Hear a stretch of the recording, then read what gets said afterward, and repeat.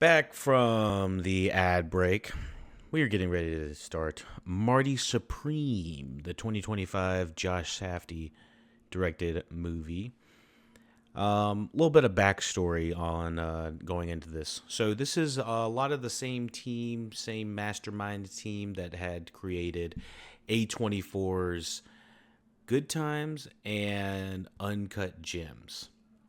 Both movies I thought were pretty superior in the quality of A24's kind of, high antic, high anxiety, kind of indie drama, a little splash of comedy. It's got all of that good juiciness in there. Marty Supreme, I'd say, is another one that you could put on the shelf right alongside the other two. So, Uncut Gems was directed by Benny Safdie and Josh Safdie. The two brothers had created both Good Times and Uncut Gems. This year had both Josh Safdie and Benny Safdie directing two separate movies. The first movie that came out this year was Benny Safdie's The Smashing Machine, that was featuring Dwayne The Rock Johnson as like his forefront to doing, real dramatic cinema as opposed to his, typical go-to, crazy action, crazy, I don't know about thriller, but, his, persona as The Rock. So following this, following The Smashing Machine, I believe that was actually A24 as well, the production company. We also had Josh Safdie. I'm getting my Safdies mixed up. Benny Safdie did Smashing Machine. Josh Safdie has directed Marty Supreme. We are starring Timothy Chalamet. We got Gwyneth Paltrow, Odessa Zayon, Kevin O'Leary from Shark Tank, Tyler the Creator,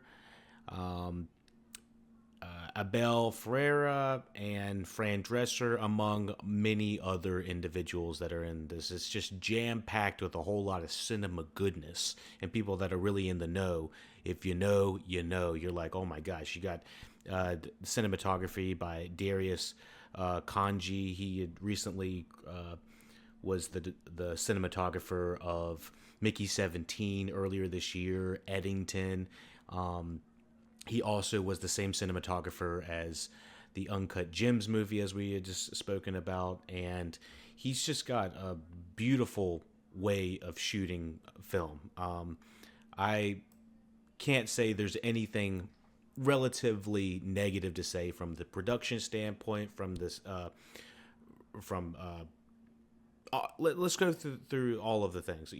Production, music, direction, even lead actor of Timothy Chalamet. I always kind of am like a little bit, tiptoeing on whether I think he's a good, really good actor. I think in certain parts, Dune, Call Me by Your Name, Marty Supreme, these are some of his best acting chops you're going to see. On the other hand, you're going to get the Willy Wonkas of the world, and that's where I'm like, I don't know if he's, cut out for everything. So there is a lot of good things about this movie, a lot of positive things about this movie, especially the fact that it's coming out in Christmas time as well. Most people know that Christmas up through the end of the year is about the cutoff for having cinematic, high level award, high acclaimed movies.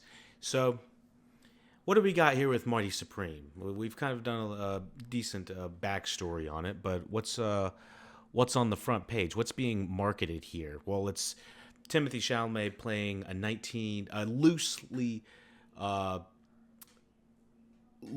fictional, non-fictional character of Marty Mauser, and a professional ping pong player slash works as a shoe salesman, and it's in New York City.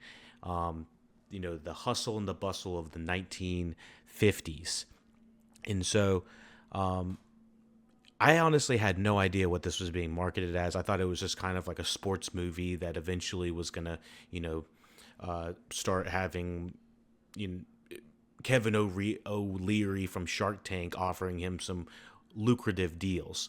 Now, I think that this movie is basically two parts. It's kind of like a donut that has the cream filling of a completely different story. Now, on the outside, you're getting this Marty Mauser, you're getting Timothy Chalamet playing the professional, uh, typical underdog, all the way to, you know, going as high as he can go, top of the class, best in the world, ping pong player.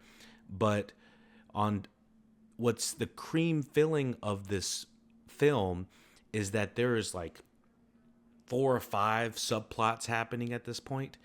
And what I'd say is what's going, you know, you got to be like one of the people that likes those, you know, kind of donuts, these kind of films that has a lot of, you know, story kind of built in, but on the outside is kind of wrapped in this interesting like sports film. And a lot of sports films, I would say, kind of have a similar formula to it. You know, the underdog to getting to the highest of their class, whether they're bowling, boxing, football. A lot of sports films have that kind of similar, like rags to riches kind of deal. Um, Now, Faza in the chat again. We are live on Twitch right now, so whether you're watching this on VOD or live, I appreciate you watching. You know, join us on LuckyDog Podcast on Twitch. All the links are in the description. Appreciate you watching, listening, and of course, Josh. We got Afternoon Tune in the chat. We got Foz in the chat. We got a bunch of cool cats in the chat right now. So y'all come join them if you're curious about where we are streaming live. So can I play ping pong? I can play a little decent ping pong. Now, I'm not no Marty Supreme over here now, Josh. Now, you tell me if this is your kind of movie where you're just, you know, or if you're like Kato, where you have that crazy serve where he's like slicing it, putting a little spin on that action. But, you know, so going into this, I will say I had no idea what this movie was going to be about, besides it being kind of like the let's just say typical sports movie. And I'd say it's not your typical conventional sports movie in the best way. Thank you, Afternoon Tune. Appreciate that. I would say that for me, there is this movie is sitting at 60-70 million dollar budget, and it is 150 minutes. So you do the math. That's just over 2.5 hours right there, and you know, add trailers to it. That's another 25. So you're gonna be sitting in the theaters for about 3 hours if you're doing the whole shebang. And of course, I don't know how many movies deserve to be going over about 215, 230 these days. I mean, does everything need to be Avatar levels and in one battle after another levels? Maybe, maybe not. So, with saying that, Marty Supreme, just in a general sense, I think it is a very well composed movie. From, you know, the acting, from the directing, from the lead performances. There are unconventional performances that, like I said, like, I'm not crazy about Kevin O'Leary, but I thought it was interesting having him in here. He's kind of playing a rich asshole, which, you know, it's not too far from the tree, you know, from what he's got to play or what he does in real life. And so I was surprised from that angle. Tyler, the creator, I don't think this is probably his acting debut on the big screen. Really enjoyed his performance. Obviously, we've seen Gwyneth Paltrow. I haven't seen her in a long time in a film, but she's kind of playing like a 1950s version of kind of the similar thing that she is now. I wouldn't say she's a washed out actor by any chance, but I don't think that we've seen her do too much on the big screen in a few years. She's kind of been taking it easy, running Goop or whatever the company that she's got going on, but I've missed her on the big screen. I remember seeing her at Seven as early as I can remember, and then Iron Man, and she's had tons of movies that you can think of off the top. But I've missed having her on the screen. She brings a lot of gravitas. Like I said, Leary, Tyler, Fran Drescher, the nanny is in this. Like, oh my gosh! Like we have some of New York and you know broad spectrum actors from just like here. It's like a bunch of spices you didn't know that you needed all in one. And I'd say that all of that generally works pretty well for me. Where the issue comes in, I'm saying a lot of good things about this movie. The soundtrack, the score is unconventional. It's using music from all different types and times and periods. It's like 80s mixed with 70s. I think I heard like a 90s song in there, and this is all happening in 1950s, and so it's all wrapped in this kind of like synthy, good times, uncut gems, high octane, high energy type movie. And so I understand why the promotion for this is very eccentric. I know that Timothy Chalamet is doing a little bit of unconventional promotion for this movie. Some works better than others. We can criticize that on another time, but he seems like he's really going out on a limb for how he's trying to promote the movie. But again, this is jammed packed, like I said, with the donut. It's jammed packed in there in the cream filling of this movie. And to be honest, I personally think that this movie has the strongest points when it's actually not talking about ping pong. I felt the ping pong, because a lot of times I find sports movies in general to be, pretty by the numbers. It's like, oh, well, this is his rise to fame. Oh, this is when he gets knocked down a peg. Oh, these are the people that are against him. These are the people that are with him. I felt that the interweaving of this film worked best when it was not focusing on his career as a ping pong player, even though that's kind of how he's getting his hustle up. He's a kind of honestly, it feels more like we are trying to learn about him more as a salesman, because he's trying to sell all these different schemes. He's trying to sell every single person he runs into, whether it's O'Leary or if these, lower class, slightly individuals in the movie, where he's just trying to just scheme up left and right. He's a schemer, and he's kind of a shithead. And at a certain point, you're like, oh my God, this guy's really not that great of a guy, but you can't help but kind of root for him in a way. So I was very captivated by this performance and the way that it just felt like a fuse was lit at a certain point, and you're just like, oh my gosh, what's going to happen next? To the point where me and the boys, I was there with some other of the gaming guys, Bear, Lumpy Tiger. I was there with Dove Weiser. These are all guys on Twitch, for if you're watching on a different platform, but these are all the guys that we game with generally daily. And I could tell throughout the theater with the guys, the boys, some of us liked it a little bit more than others. I think Lumpy, this was not his type of movie. Yahir, Bear had, a little bit more criticisms about it, but I think he still had a good time. And actually, Dove, I think he liked it the most besides me, even though he did have criticisms as well. And, as soon as the movie was over, he was like, Jesus, like it is...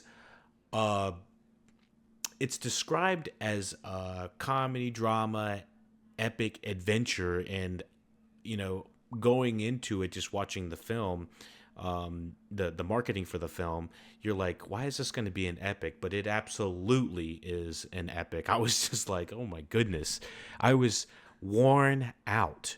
This is an exhausting film once it gets to a certain point, because you're just like, I don't know what's going to happen next, but it just can't keep happening, And so I really enjoyed the ride that Josh Safdie brought us on.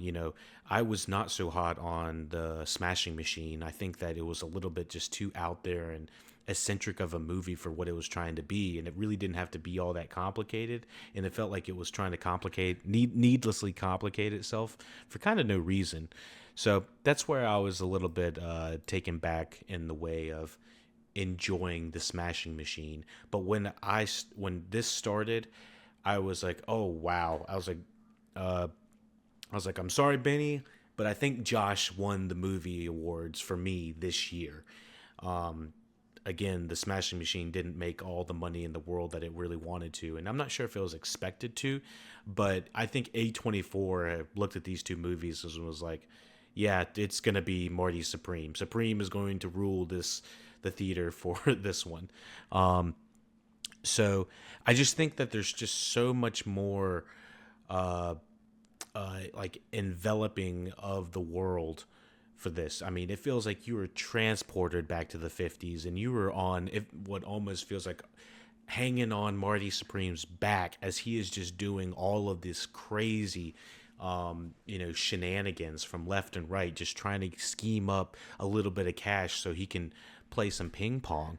And at a certain point, you're like, oh my God, this guy he'll do and say anything to get what he needs, what he wants to do. And to the point where he's like nearly an unlikable guy. And there are some fun scenes of, like him and Tyler, the Creator, have great chemistry together. They're supposed to be like the best friends in the film. So we'll talk about that a little bit in the plot. But yeah, overall, what is going on with this movie? It's running on all cylinders. I think it's a really well done movie. It's probably placed pretty. This is one of the best, I'd say, placed for like Christmas time movies, and the way that it just feels like an epic in a good way. So, what the hell's Steve doing? So, I really enjoyed Marty Supreme. Didn't love it as much as Uncut Gems or as much as Good Time, but they're still all very watchable films that are quite honestly exhausting in the best way. Taking you on this ride. I want to watch it again, not in theaters, but I do want to watch it on streaming or something like that. And I would recommend it. 7 out of 10. Very watchable. The problem for me boils down to he's just an unlikable guy. Marty is not someone that I would want to be around for longer than an hour or two, and we're sitting here with nearly 3 hours of Marty time, and it can be grating. But I did enjoy many parts of this movie. So let's get into the nitty gritty. Let's get into the plot. So spoilers ahead for Marty Supreme. And again, if y'all have any questions, hop in the chat. Let me know. Again, Josh, thank you for the biddies. Faza, if you don't give a shit about the spoilers, then come on in, son. I did see that Timothée Chalamet is one of the producers for this film, too. I thought that was interesting.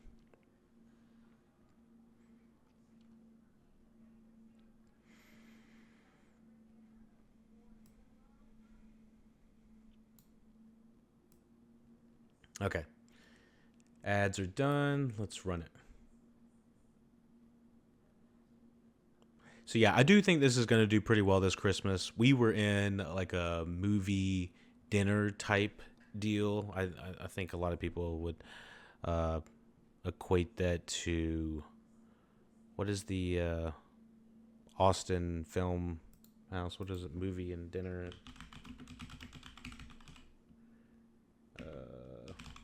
What is it called? Alamo Draft House. It was very much like the Alamo Draft House. It's been a while since I've been to one of these places, but it was nice. It was nice. I think it was called Synergy. Synergy movie? Yeah. It was an interesting place.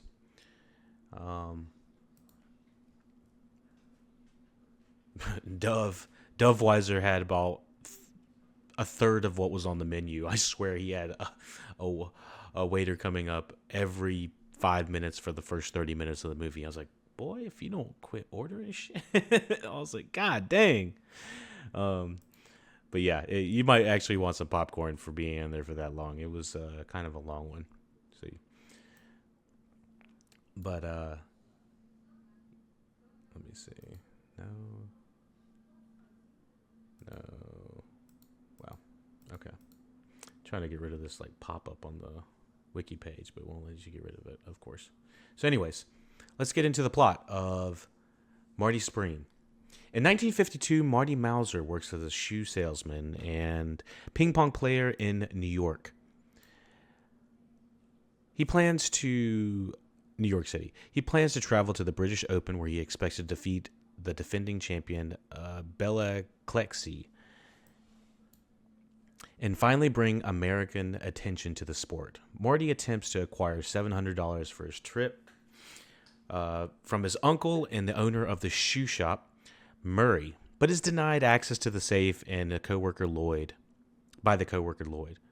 Lloyd eventually allows Marty to take the money by staging the transaction as a robbery, so not to anger Murray.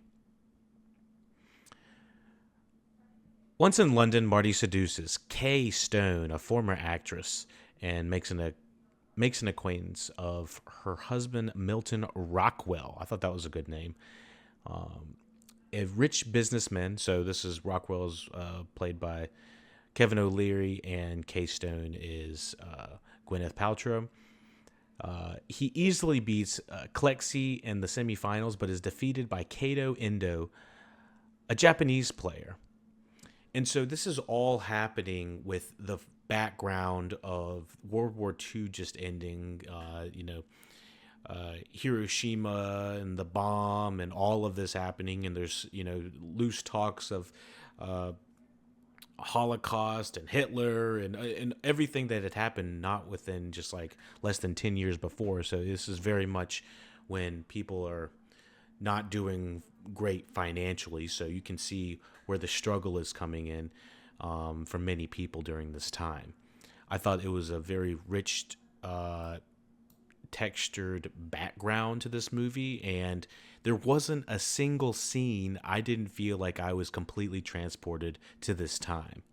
So after the tournament, Marty and Clexy travel the world for several months as part of the Harlem Globetrotters, and it's interesting to see how like dismissive Marty is of the Globetrotters or just doing certain jobs. He just has this grandiose thoughts, persona of himself about like, I'm better than this. I'm better than being, a shoe salesman. I'm better than holding the door for somebody. I'm better than this, that, and the other. But really, he's kind of an asshole, and he's stepping on people's necks to get where he wants to be. And so he actually, it's funny how he reframes something as simple as like, I don't want to be a halftime show for, the Harlem Globetrotters or whatever like that. But then he turns it into, well, these are some of the best players in the world once he actually has to do it. And it's just interesting to see how he, it's interesting to see how he makes that transition. And so, let me see. Rockwell offers him the opportunity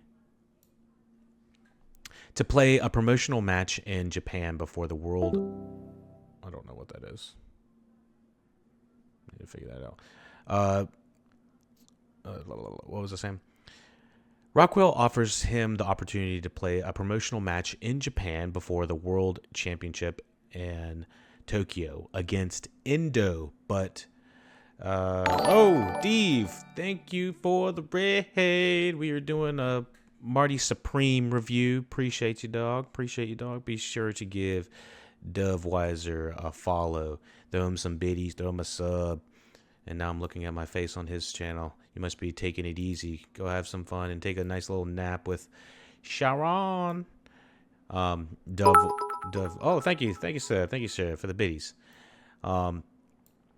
Yeah, we were the ones that he was one of the guys that were him and Sharon, his significant other, they were at the movie theater as well and checking out Marty Supreme with us. But anyways, So yeah, Rockwell offers him the opportunity to play a promotional match in Japan before the World Championship in Tokyo against Endo. And again, I really love the different playing styles of ping pong, from the American style to the Japanese style. And I'm not sure if this is like a cultural thing or just the way that he was deciding to, play. But I really enjoyed the different perspectives we were getting from that angle. And look at Cat Podcast. I see you. And yeah, enjoy your evening, dog. Appreciate the raid. And so, anyways, Rockwell offers him the opportunity to play a promotional match in Japan before the World Championship in Tokyo against Endo, but Marty refuses when he learns he would have to throw the match to appease the Japanese audiences. And again, there is this background of Mr. Rockwell's son was in, the platoons that were, invading during some of the world wars, and his death, the death of Rockwell's son, is very much lingering in the background of what's happening here. And so it's interesting to see how it's woven in within Marty's, how Marty treats everyone. Specifically Rockwell, and he kind of uses it a little bit as leverage to get under Rockwell's, under his skin a little bit, and it's that's where you kind of see where he's kind of cutthroat, and despite him being kind of what I think is described as like a little twerp, he's called a kid several times by Gwyneth Paltrow, even though they're sleeping together at some points. Like, different aspects about this film are fascinatingly, woven in, and that's where I felt like the juice of the story was. And to be honest, what puts the ping pong storyline to the background of what's actually happening here. So,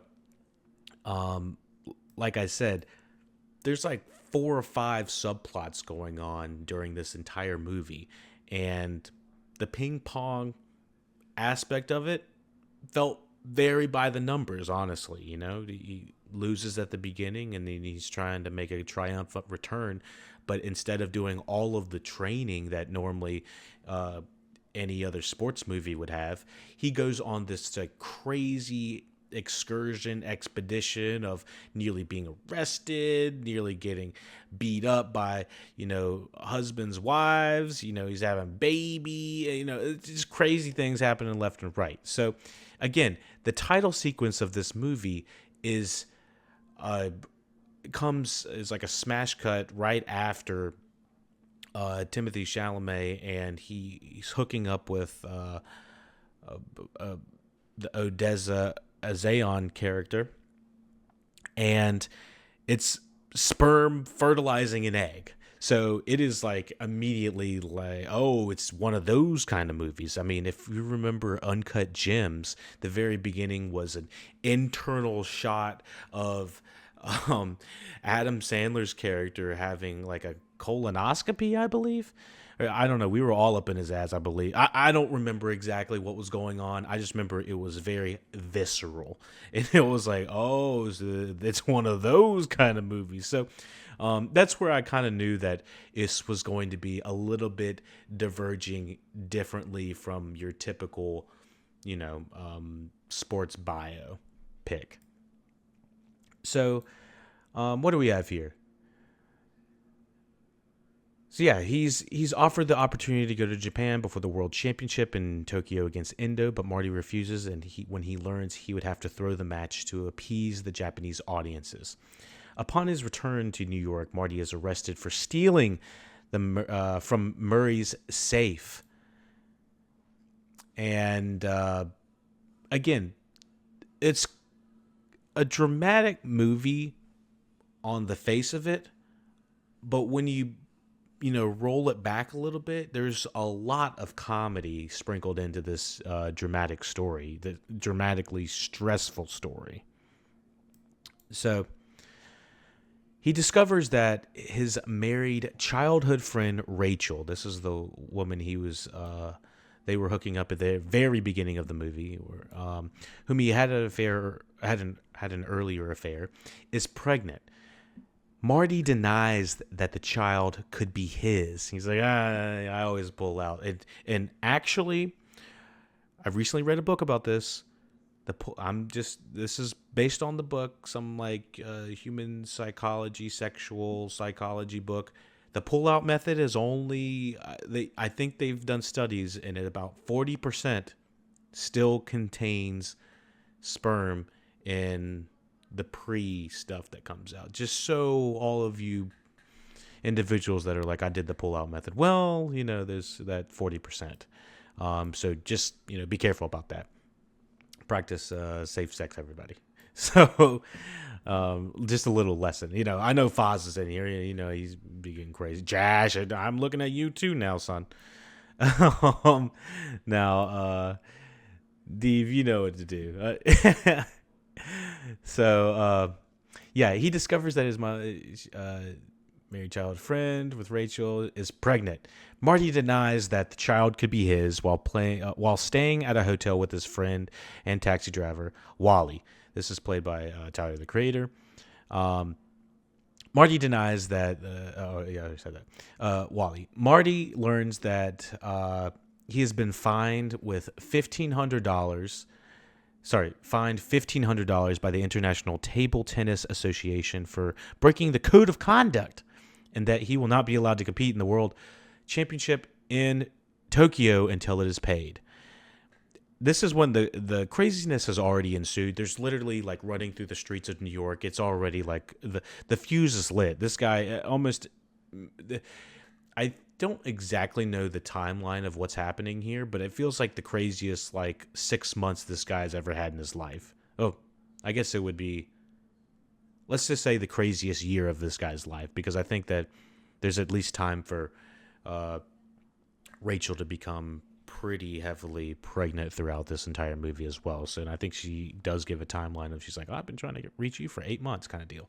So, So yeah, he has fines on his head. He's got cops he's got Monopoly looking cops beating at his door. He's got so many different things that are trying to rail against him into being, that are just the world's against Marty kind of deal. So the bathtub, on top of all of this, they're staying at a really shitty hotel. This guy that walks in smells like absolute ass. He has this dog, and I would have never guessed that this dog and this guy were going to be such a massive part of this movie. And so, yeah, while this is all happening, Marty's told not to take a shower or something. Like the hotel owner's like, don't take a shower here, it doesn't work very well, but you can have the room for like $2 or something like that. And again, this is the 50s, so he's not having to pay an arm and a leg, and especially it's kind of a shitty place, that they're staying in anyway. So, and I don't see any of the marketing with this dog at all. This dog becomes a major subplot within this film. I don't even see the guy with the dog that is part of this either. So there's like an entire hour and a half of this film that is not marketed in this at all, that I think is quite honestly some of the most interesting and crazy parts about this movie. So the bathtub that Marty is sitting in this shitty hotel, while Wally is in the other room just kind of chilling. So Marty's in the bathtub sitting, and it suddenly collapses through the floor below him, crushing the arm of Ezra Mishkin, a mysterious hotel owner and the owner of a mysterious hotel guest and the owner of a dog named Moses. Very interesting name for a dog, I'll be honest. Never really heard too much Moses or, that type of religious imagery or anything. I don't know if that was supposed to be anything, but Mishkin offers to pay Marty a large amount of money to take Moses to the vet's office while he's in the hospital, which Marty accepts. When this bathtub comes down on top of the other tub, the rooms are exactly aligned so that it crashes through the fucking floor or the roof if you're in the other guy, if you're below him. I was like, did they just fucking kill the dog? I was like, and did they kill it by the craziest fucking method? Like, first of all, it would have completely changed the tone of the film. It was like shocking as hell to see it happen. There's blood on the wall. This dude's arm is completely crushed. It's like, it's like, ah! Like it's like everything is not going great at this point. And then on top of that, nearly killing this man and his dog.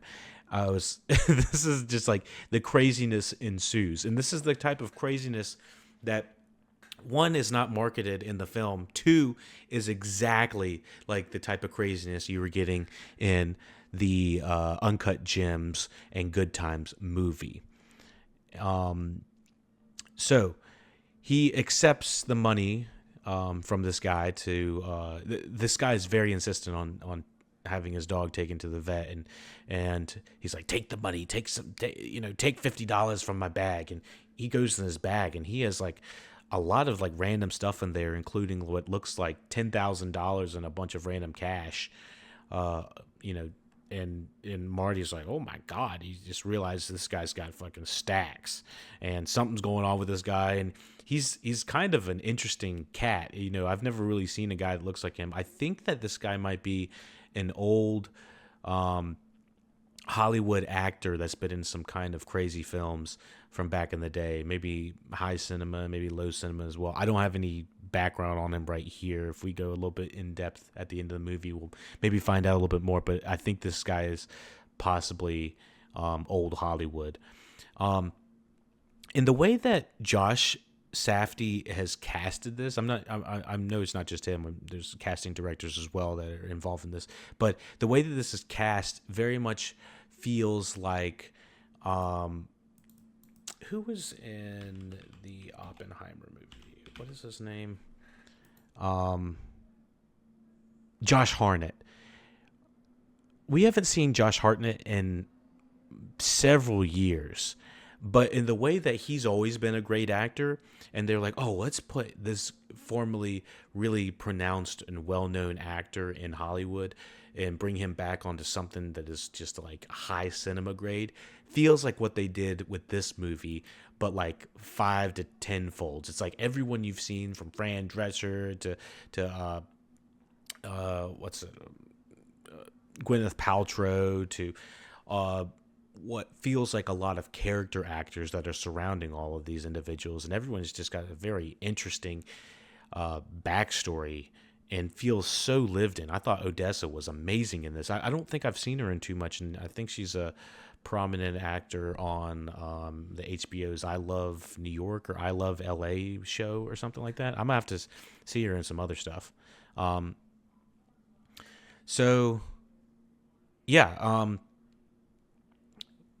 Marty accepts taking the dog to the vet.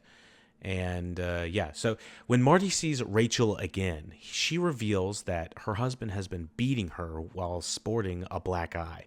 He helps her find accommodations only to learn her black eye was merely makeup. When this bomb drops in the middle of the movie, which you don't find out right then. You find out about 30 to 40 minutes later after she has been running schemes with him. She's very much, the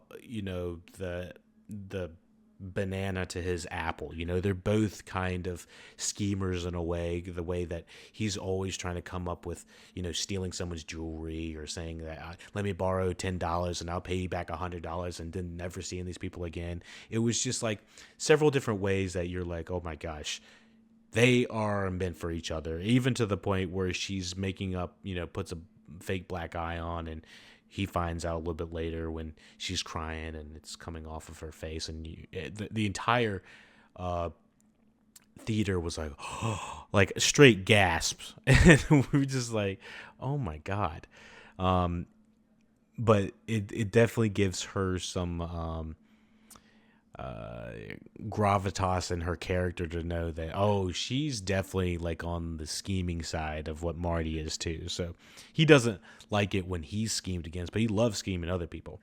So Marty attempts to earn the $1,500 necessary to pay off his fine, but ultimately must return to Rockwell, who agrees to help him on his condition Marty submits himself to a humiliating public paddling before he can leave. Marty and Rachel are both kidnapped by Mishkin. Now, this is like a little 40-minute,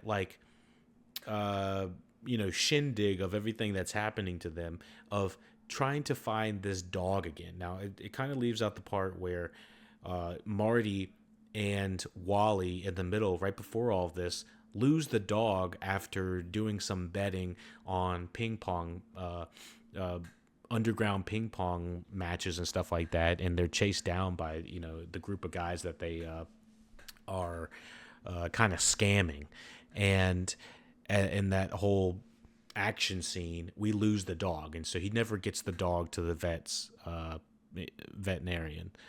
Not that he was ever really planning on doing it, but there was a time where I thought that the dog was, one, smashed by a bathtub. The second time, when they're doing this little walk out here, this is right before it all goes down. Right when they schemed the guys, they got that money. They're like, "Hey, yeah, we got that money. Hey, we're feeling good. Hey," and then, of course, they are hunted down by the people that they had been scheming this entire time, and in the process lose the dog. And I thought that was the second time there's an explosion at a gas station that you think that the dog is involved in. Of course, it's not, and the dog gets away, but not just gets away, it's still part of the plot line where Marty and Rachel end up trying to find this dog. Before all of this ping pong stuff is happening, they try to go find this dog, and it's at this old crusty redneck guy's house in the middle of bumfuck nowhere near this gas station. That I think the gas station looks amazing. You can just always tell it's the same place because it's got a really beautiful design. It's a scary ass scene of them going to this old man's place where this old man ain't having it. He's like, "Wait, you've been on my property? Wait, you've been looking at my windows?" And the guy is denying about having the dog, and so you're like, this guy's a little off, and he's not messing around. And there's a point where he's like, "Oh yeah, you want to come check out this dog to make sure this is your dog? Oh, you want to come check this out? All right, well, you can come check this dog out." And Marty is about to go inside, and this guy walks out with a fucking shotgun, about to blow him half to hell. And so this is all happening before Marty is able to get Mr. Wonderful, or Mr. Bozo, I think he's referred to it in one scene of this. Mr. Bozo's, Mr. Rockwell, whatever the hell, his approval or his money to get to go on to the ping pong competition that is happening in Japan. So I think I just said about 30 minutes of plot and story that didn't have anything to do with him even performing as a ping pong player. So like I said, I think the cream filling of this movie, of this donut of a movie, is more interesting than the actual ping pong plot itself. And again, this guy is an absolute shitbag. He's scheming his way to the top, stepping on people's necks. He's not a super likable guy, and several times you're like, this guy, he needs to get his comeuppance in some of the points, and he does get humiliated by Mr. Bozo / Mr. Wonderful / Mr. Rockwell. And so he literally has to drop his drawers in front of some rich fucks and get his ass paddled like a little boy. And we're like, oh my God. And of course, this is all happening in between Marty trying to hook up with Gwyneth Paltrow's character, which is kind of relegated to the side in this plot synopsis, but she has got a much bigger role in this, of trying to help him in different ways, whether it's getting him closer to her husband in certain ways to help him get some of this money, giving him funds, this, that, and the other. But there was some promotional stuff that was going around that Gwyneth Paltrow was like, "Oh yeah, we didn't need an intimacy coordinator for any of this." And I was like, I was watching the sex scenes to see how intimate they got. A couple of them are a little bit more, I don't know, graphic than others, but nothing out of the ordinary that they couldn't use a little movie magic to get what they needed. And so I was like, all right, well, it was a little spice, but nothing too crazy, nothing they couldn't cover up. I was like, Gwyneth Paltrow is not about to get, stripped down with Marty Supreme now, Marty Mouse over here. And she, it's a little bit more alluded to than not. But yeah, he is, he's scheming his way up. And so of course Rockwell doesn't know all this while he's paddling him, but he's still, I don't even know if he give a fuck. He was, Mr. Rockwell's kind of an asshole to Gwyneth Paltrow's character anyway. So, yeah, before he can leave, Marty and Rachel are both kidnapped by Mishkin, the guy whose arm got freaking crushed with the bathtub earlier in the movie, that he wants his dog, who forces them to guide him to his dog's location. I don't understand why if someone tried to take my dog, I'd probably do some crazy shit like that. But I don't know about that crazy, but this guy is just like scary as hell. I don't see a single frame with him in this because this movie is advertised as basically a rags to riches movie. But if I can find a still of him on here, I'm gonna show you, because he's like, the guy looks like a dog himself in the scariest ways, and I was like, I wouldn't fuck with that guy at all. They arrive in New Jersey and knock on the door of this crazy old redneck that we had talked about earlier. But they are fired upon by the house's owner, who I knew at one point there's Mishkin and this other guy. The other guy was just sent there, or he was just casted to be the guy that gets shot first, and he gets freaking blown halfway to hell. He's like, they're both looking in this old redneck guy's house, and they're like looking in the window. He's like, I don't see nothing. Boom! The dude's head, I think, flies off. I don't think you actually see it, but the dude just gets blown away into next fucking year. Instant death. I was like, there's, this guy's gonna get it, and he absolutely does. And so there's a couple of like small scenes where I was like, oh my god, as a film lover and goer and seer and all that stuff, I was like, okay, so these are kind of tropes that we've seen in other movies, going to the creepy guy's house and you're like, I can't see inside, then all of a sudden crazy shit starts happening. That kind of shit starts happening, but that always gets my goat. I always like that kind of high octane, high anxiety type movie making and storytelling. So it did play by the numbers, but these were really good numbers. So yeah, they knock on the door and fired upon by the house's owner, who kills Mishkin and his associates, but is mortally wounded by the former. So the dog owner's done. Done.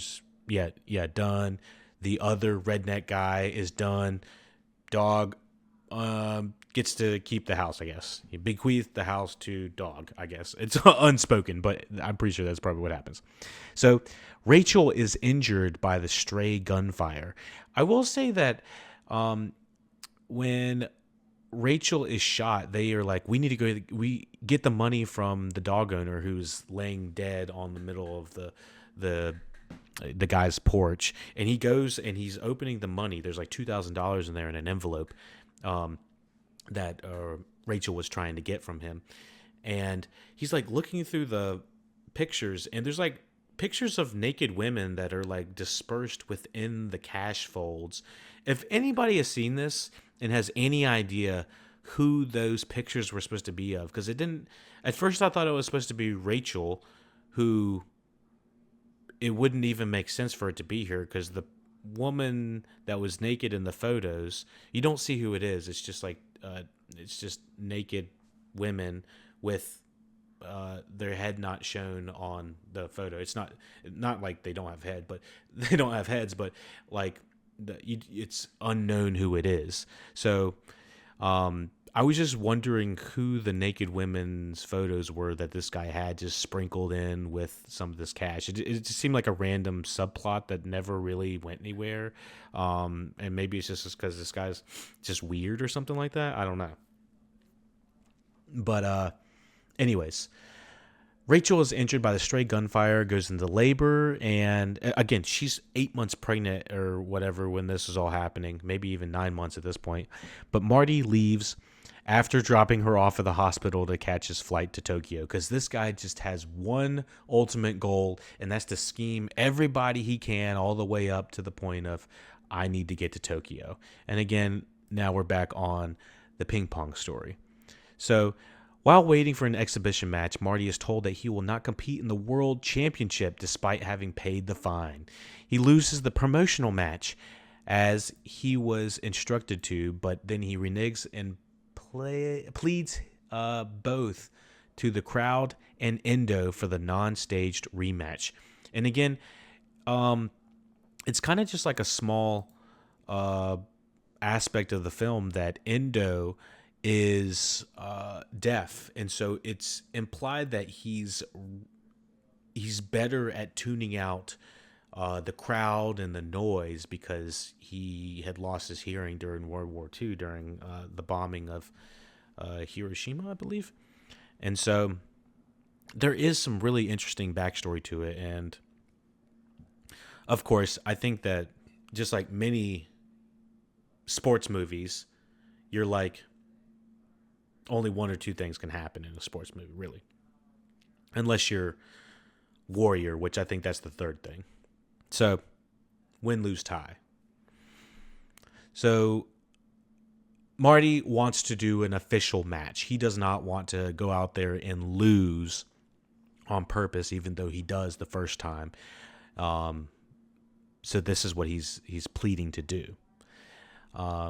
Have a non-staged rematch right then and there, because the loser has to kiss a pig, which is another thing that I don't think we had to witness. But anyways, and that was not talked about before at the beginning of the game. So he narrowly wins the game and collapses in tears. After catching a military flight back to New York, Marty visits Rachel at the maternity ward. He is shown his newborn son and begins to weep. Great contact with just, not just contact, but great symmetry with what happens at the beginning of the movie and how it ends. Now, is he going to be a great father? Probably not. Was he there when the birth happened? Sort of, yeah. After the birth, it was sort of after the birth. It wasn't actually at the birth. He was playing ping pong, so, as one does. But he still showed up at the very end. He showed up for Rachel, and overall, I'd say it is a pretty happy ending for how crazy it got. He committed 20 different crimes at this point, and he's probably wanted for a lot of things, and he has a lot of money he probably still owes. He probably still is a little bit on the run from the law, but these are all just implied. But overall, I'd say it was a pretty relatively happy ending at the end.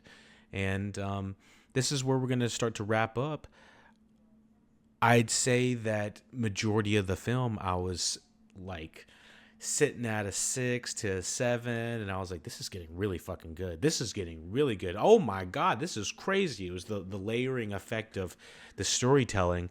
And around the point of the gun, the shootout, I thought the shootout was going to be the end of the movie. But of course, we had a whole nother probably 45 minutes before he even got to Tokyo.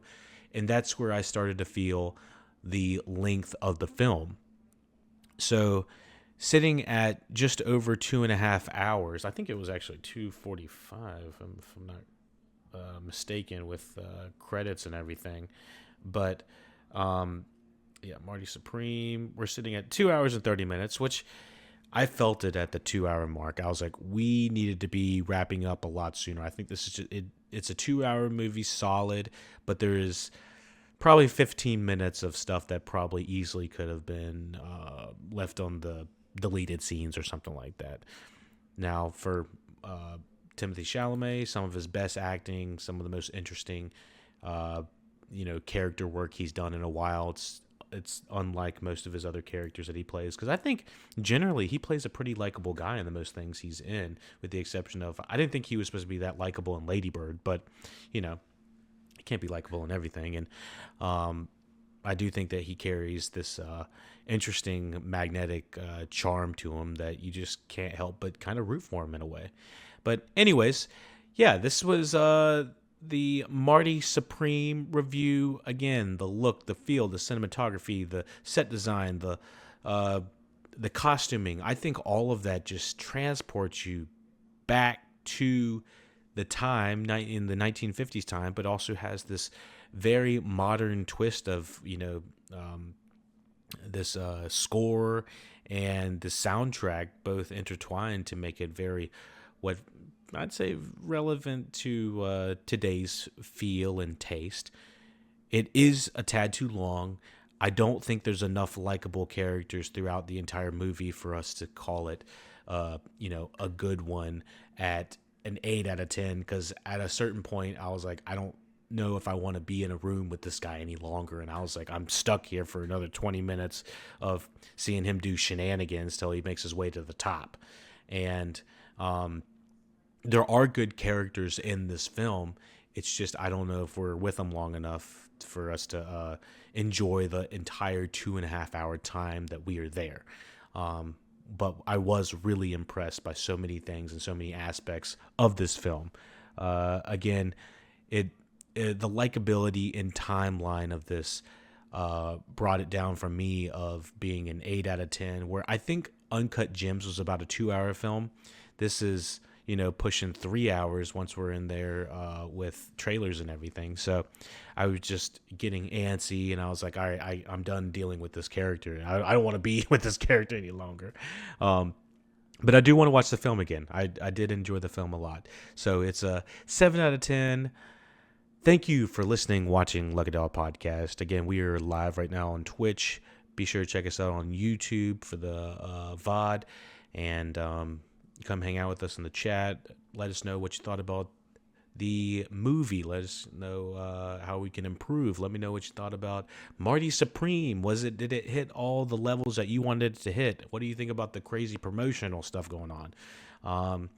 There's aspects about this film that I didn't cover that you thought were notable. I thought there some of the supporting cast, I think, is some of the best supporting cast of the year. Editing, I thought it was just fantastic. I really enjoyed the editing. Even though it probably could have edited about 15 minutes out, I still was right there with it.